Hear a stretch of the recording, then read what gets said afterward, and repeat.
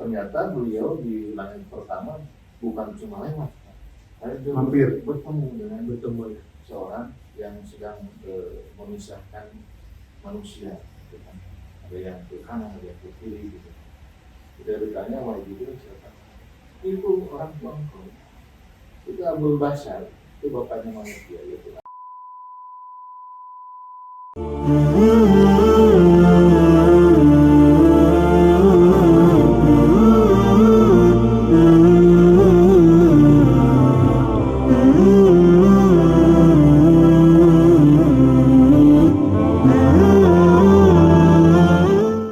Baik, Bro Yosep, kita lanjutkan dengan sesi kedua yaitu Mi'raj ya, Pak Wan ya. Ya. Jadi Mi'raj perjalanan Rasulullah naik ke langit sampai ke berapa nanti, sampai ini nanti kita akan tanya lengkapnya ke Pak Wan bagaimana sampai Rasulullah itu mendapatkan perintah sholat yang di bawah waktu itu ya Pak Wan. Itulah di Mi'raj itu. Bagaimana Pak Wan? Mi'raj itu setelah Isra beliau berjalan dari Mekah ke Palestina itu menggunakan buruk. Ya. Kalau ke Mi'rajnya itu menggunakan apa itu? Ini mungkin yang kadang-kadang masyarakat kurang informasi mungkin ya. Ya. Jadi ada yang menyangka bahwa ke buruk juga. Iya, terus sampai ke atas itu. Padahal enggak. Buruk itu diikat di Buruk ketika Rasul sampai ke Masjidil Aqsa, Aqsa, sebelum masuk ke Masjidil Aqsa, buruk itu ditamatkan dulu Ditamatkan, di ya. luar Masjidil Aqsa. ya. Nah, ketika Rasul selesai melaksanakan sholat bersama para nabi, Allah menurunkan satu alat yang bernama Mi'raj. Makanya Mi'raj itu bisa Berbentuk apa tuh? Tangga kan? Jadi makanya pengertian Mi'raj itu bisa dengan peristiwa naiknya Rasul atau dinaikannya Rasul oleh Allah Subhanahu wa Ta'ala ke langit. Bisa juga Mi'raj itu artinya alat naiknya Rasul ketika di langit. Mulai nama eskalator lah ya. Tapi super cepat. Dari sana juga Dari sana juga itu ide eskalator sekarang itu. Jadi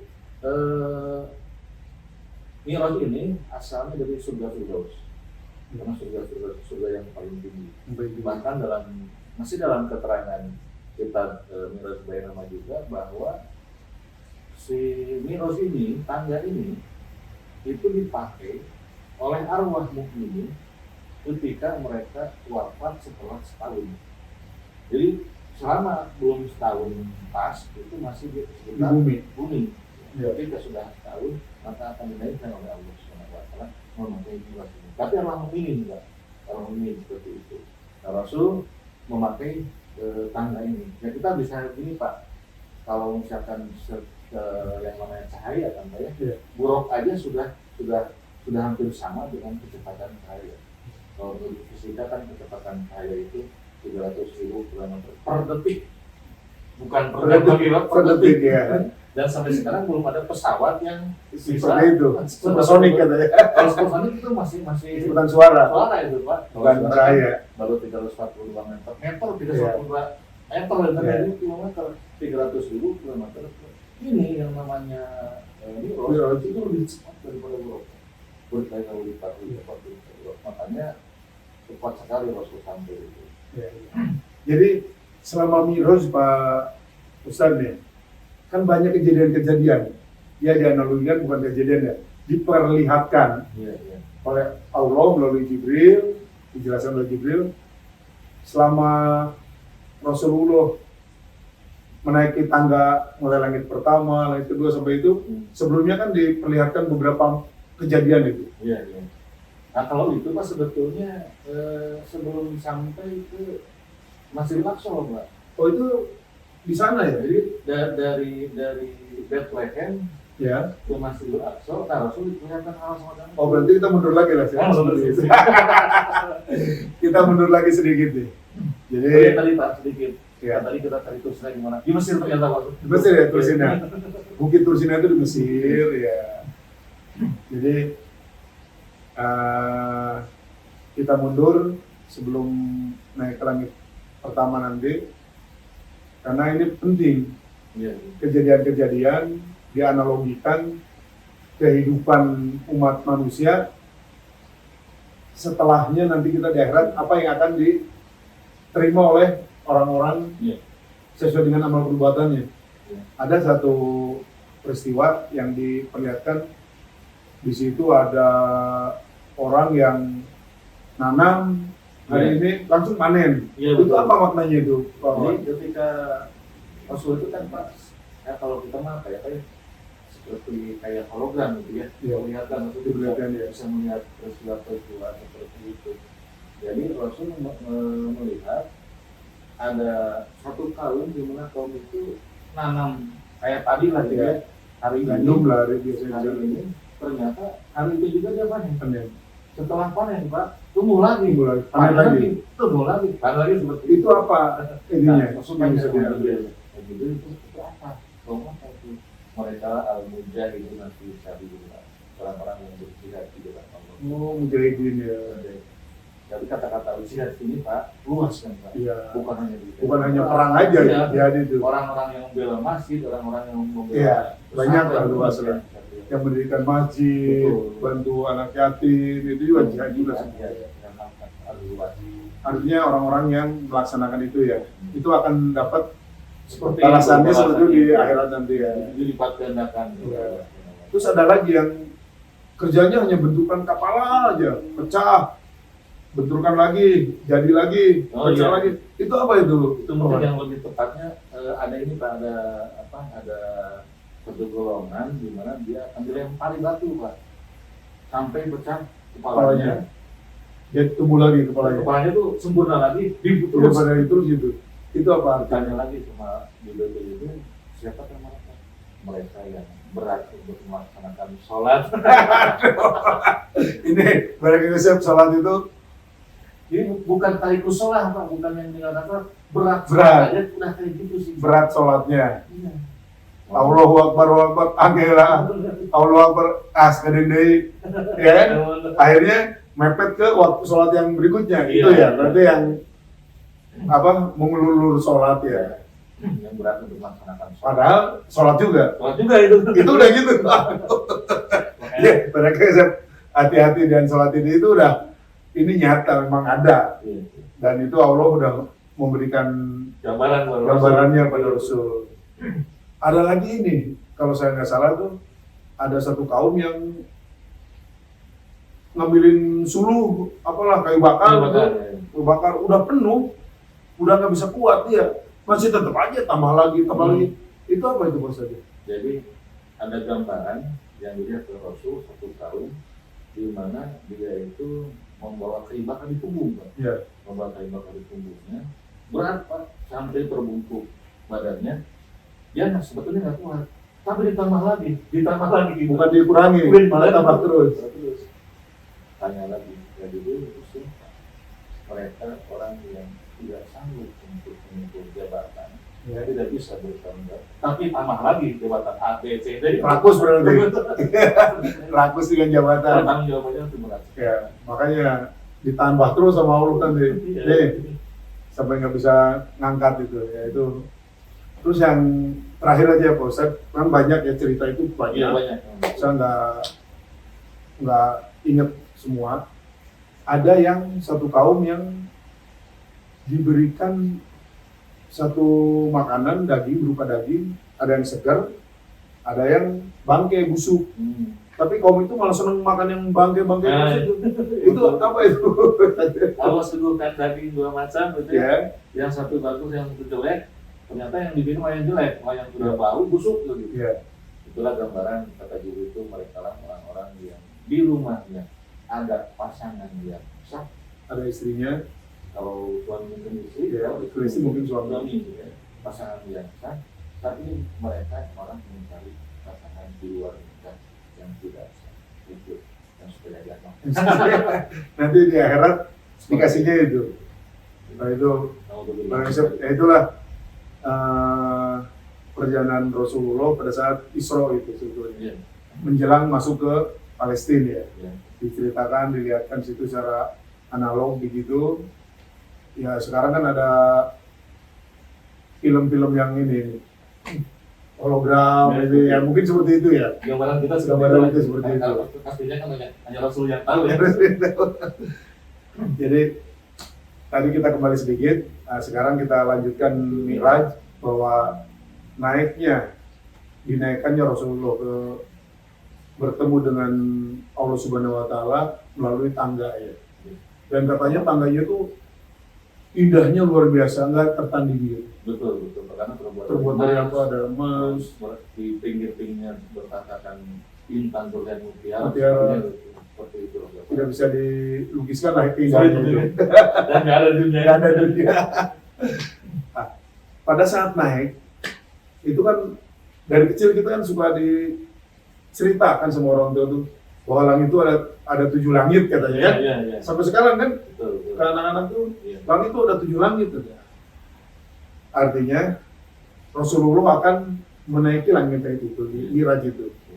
Di langit pertama tuh gimana Pak? Jadi begini Pak, gambarannya. Jadi Rasul itu ketika Mi'raj, ternyata kan di langit itu ada penjaganya. Setiap langit itu ada penjaganya. Gerbangnya maka diceritakan malaikat penjaga langit pertama itu namanya malaikat Ismail. Ismail. Bukan Nabi Ismail, Bukan Nabi ya? Tapi malaikat Ismail. Cuma di kitab kita juga diceritakan penjaga malaikat kedua siapa? Hanya Pertamanya aja ya. Jadi ketika Rasul dengan Jibril datang ke langit satu itu ditanya dulu siapa gitu. Teknawan ya. Kawan. Kata dia mana KTP? Kalau di dunia ya. seperti itulah gambarannya. Ya. Jadi saya datang bersama Muhammad. Pas sudah ada surat ini Ya. sudah ada silakan naik. Maka disambut dengan kita.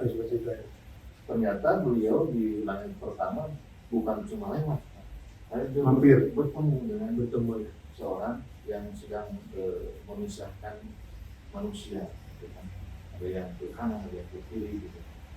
Kita bertanya, wah gitu, siapa? Itu orang bangkrut. Itu Abdul Bashar, itu bapaknya manusia, yaitu Adam. Nabi Adam. Bersama. Berarti Nabi Adam itu ada di langit pertama ya. Yang pertama. Itu bukan surga ya? Bukan, Pak. Bukan. Langit ya. Langit. Jadi, Karena yang masuk surga itu yang Nabi Muhammad pertama nanti ya. Iya, belum ada yang masuk Belum ada yang masuk surga ya. Nah setelah itu ngobrol apa antara Rasulullah dengan Nabi Muhammad. Yang pertama. Nah yang kedua sama seperti itu. Rasul bertemu dengan dua nabi, orang yang kedua. Nabi Yahya dan Nabi Isa. Dan Yahya dan Nabi Isa itu Pak kembar, Pak, seperti kembar. Wajahnya mirip. Karena serupuan kan. Serupuan ya. Serupuan. Nah, setelah yang kedua ketemu Nabi Isa dan Nabi Yahya. Naik ketiga, naik lagi bertemu dengan Nabi Yusuf. Nah ini kan yang ibu-ibu biasanya Pak. Iya, senang Nabi Yusuf. Senang dengan Paling ganteng kan? Paling ganteng. Nabi paling ganteng ada di langit ketiga ya. Tapi ternyata Pak dalam keterangan itu sebutkan bahwa ketampanan Nabi Yusuf itu setengahnya ketampanan Rasulullah Muhammad. Luar biasa ya. Padahal Nabi kita paling tampan ya. Tapi kok kenapa yang keluar cerita itu Nabi Yusuf. Nabi Yusuf gitu. Karena kejar-kejar Zulaikha itu. Iya. Jadi apa namanya? Kalau kita melihat wajah Nabi Yusuf itu seperti melihat cahaya bulan purnama. Bulannya kan kelihatan, Yeah. gantengnya kelihatan gitu. Nah, beda dengan kalau kita melihat wajah Rasulullah. Jelas seperti melihat makanan. Makanya tidak ada yang bisa menggambarkan Iya. ya. Sampai sekarang juga. Terus bedanya karena jelas kelihatan gantengnya Nabi Yusuf, makanya ada fitnah wanita. Iya. Peristiwa Zulaikha itu. Nah, tapi Rasul kan nggak ada fitnah wanita seperti itu. Selain ketiga. Keempat, Keempat, Rasulullah bertemu dengan Nabiullah Idris alaihissalam, gitu kan. Terus naik lagi Rasul. Langit kelima itu bertemu dengan Nabi Harun. Nabi Harun. Nah, ada yang sedikit unik Pak sama Nabi Harun. Nabi Harun itu gambarannya beliau punya janggut Pak. Ya. Hitam putih janggutnya, sebagian hitam, sebagian putih. Gitu. Berarti umur 50-an ya. Ditanya, kok kenapa hitam putih? Gitu. Iya. Dijelaskan bahwa memutihnya sebagian janggut Nabi Harun itu karena cengkraman tangan Nabi Musa. Satu zaman itu Nabi Harun dengan Nabi Musa itu. Saudara Pak, sepupuan. Oh saudara ya. Berarti sejaman ya. Sejaman. Jadi justru salah satu doa Nabi Musa itu adalah jadikanlah saudaraku menjadi asisten pulang. Karena kan Nabi Musa sadar lah, Ya. sadar gitu kan, karena waktu bayi pernah memakan api itu. Nah, terus waktu kapan itu? Ketika Nabi Musa ke Tur Sinai itu Pak, Ya. menerima Taurat, yang dititipin kaum itu kan Nabi Harun. Wahai Harun, jagalah kaumku. Yang jadikan sapi lagi ininya. Yang ada kejadian patung anak sapi Ya, itu disembah-sembah lagi itu. disembah itu pas sedang dipegang oleh Nabi Nabi Harun. Harun ya. Pulang-pulang kok kaumnya malah Murtad lagi. menyembah patung anak sapi. Iya. Orang yang pertama kali dicari adalah Nabi Harun. Itu ada cengkram. Cengkram itu sampai tadinya hitam saya sebagian putih itu ya. Mungkin karena tua rupanya. Terus langit ke 6 bertemu dengan Nabi Musa. Ya, Musa, ya. Salah satu yang diungkapkan itu, wahai Muhammad, kaumku itu menyangka, umatku menyangka bahwa akulah Nabi yang paling banyak umat. Tapi ternyata engkau lah Nabi yang paling banyak umat. Seperti itu. Lain ke 6, lain tadi sampai ke langit 7. Di sanalah Nabi Ketemu kembarannya. dengan Nabi Ibrahim. Ketemu kembarannya. Ketika ditanya oleh Rasul kepada Jibril, ya bisa katakan dia itu adalah orang tuamu yang bernama Ibrahim. Ternyata Nabi Ibrahim itu kan duduk di atas singgasana, ya singgasana itu menyandar ke Sidratul Muntaha. Dan di sekitar Nabi Ibrahim itu banyak pemuda-pemuda, banyak. Dijelaskan bahwa mereka itu adalah anak-anak yang meninggal sebelum usia balik. Oh, gitu Jadi ya. anak-anak yang meninggal sebelum usia balik itu biasanya Biasanya oleh Nabi Ibrahim dari nanti ya. anak angkat lah. Nabi Ya, Ibrahim. Nabi Ibrahim alaihissalam seperti itu. Nah dari sana barulah Rasul sampai pada batas alam langit, Di Sidratul Muntaha. Sidratul Muntaha. Ya. Jadi situ kalau kita artikan pas Sidra itu kan kayu, Ya. Muntaha itu ujung. Ya. Kalau kalau bahasa mudahnya itu batas alam lah gitu, batas alam. Karena langit itu sudah sampai yang itu mentok di Sidratul Muntaha. Gitu. Kenapa disebut Sidratul Muntaha seperti itu? Karena makhluk yang dari langit, dari bumi sampai ke langit itu tidak akan bisa melewati Sidratul Muntaha. Begitupun makhluk yang di luar Sidratul Muntaha itu tidak akan Bisa masuk ke area langit.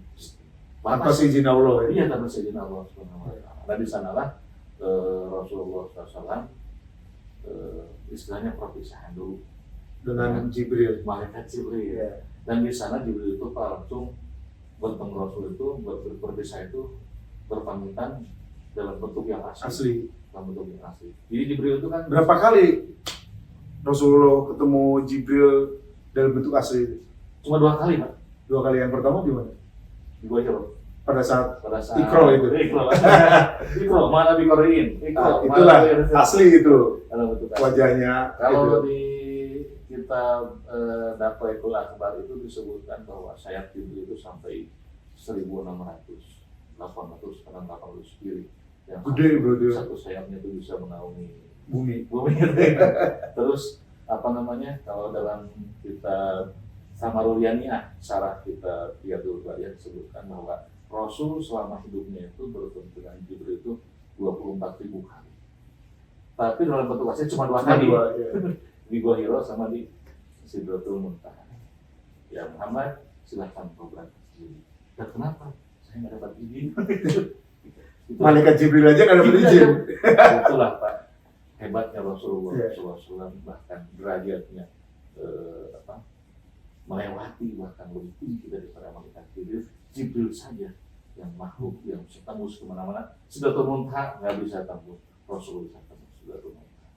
Lewat Sidratul Muntaha, beliau mendengar goresan kolam yang sedang menulis di atas Lauh Mahfuz.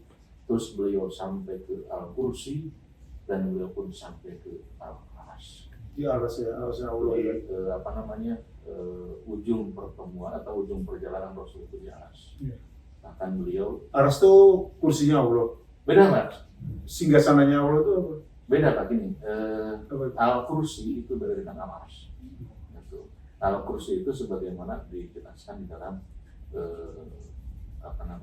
ayat kursi. Iya. Disebut ayat kursi itu karena menjelaskan Tentang makhluk Allah yang bernama Al-Kursi, yang dimana di sana itu terdapat bukti-bukti kekuasaan Allah yang luar biasa yang melebihi kehebatannya daripada yang ada di langit, apalagi di muka bumi. Nggak ada apa-apanya lah bumi. Nggak ada apa-apanya tuh, nggak ada apa-apanya. Sehebat apapun juga, nggak ada apa-apanya gitu. Nah, terus kalau kita segede apakah kursi? Segede apa kursi? Saya sempat buka di kitab Qatrul Ghaib itu menurut Syekh Nawawi itu sebutkan bahwa besarnya kursi itu andai kata langit, bumi dan seisinya lah gitu Pak. Dibandingkan dengan kursi itu bagaikan satu titik di atas di tengah-tengah lapang. Jadi badan pisang ya? Badan pisang. Kayak bola di tengah-tengah lapang bola lah gitu Pak. Jadi galaksi itu nggak ada apa-apanya dibandingkan itu. Nah terus kalau aras kayak gitu juga. Andai kata kursi disatukan dengan langit 7 dan bumi 7, maka besarnya bagaikan satu titik di tengah-tengah lapang. Itulah makhluk Allah yang paling besar namanya Al-Arsy. Al-Arsy.